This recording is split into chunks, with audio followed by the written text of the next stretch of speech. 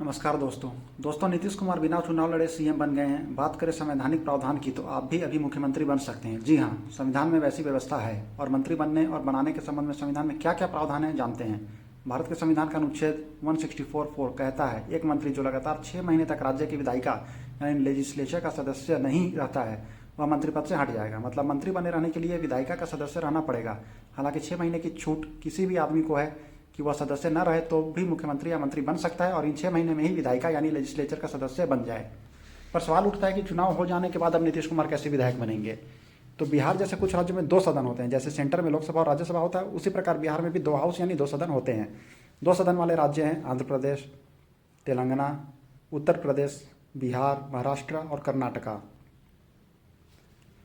विधानसभा या legislative assembly निचला सदन होता है और विधान परिषद यानी लेजिस्लेटिव काउंसिल ऊपरी सदन होता है, अपर हाउस।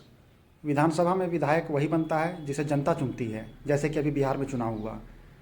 फिर यह विधायक विधान परिषद के लिए विधायकों को चुनते हैं। मतलब विधान परिषद के सदस्यों को जनता नहीं चुनती बल्कि जनता के द्वारा चुने हुए विधायक चुनते हैं।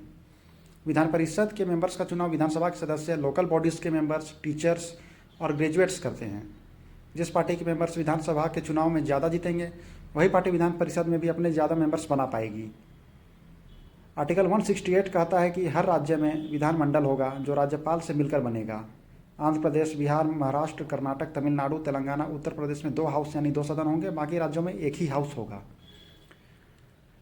अनुच्छेद 171 आर्टिकल 171 कहता है कि लेजिस्लेटिव काउंसिल यानी विधान परिषद के सदस्यों की संख्या विधानसभा के कुल सदस्यों की संख्या के 1/3 से ज़्यादा नहीं होगी।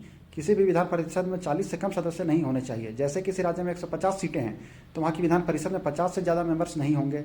दोस्तों, जिन राज्यों में 2 सदन होते हैं वहाँ बिना चुनाव लड़े भी मंत्रिमंडल में शामिल होने की सुविधा होती है। दोस्तों, यह था आज का हमारा टॉपिक और उससे जुड़ी काम की बातें जो आपको जाननी चाहिए।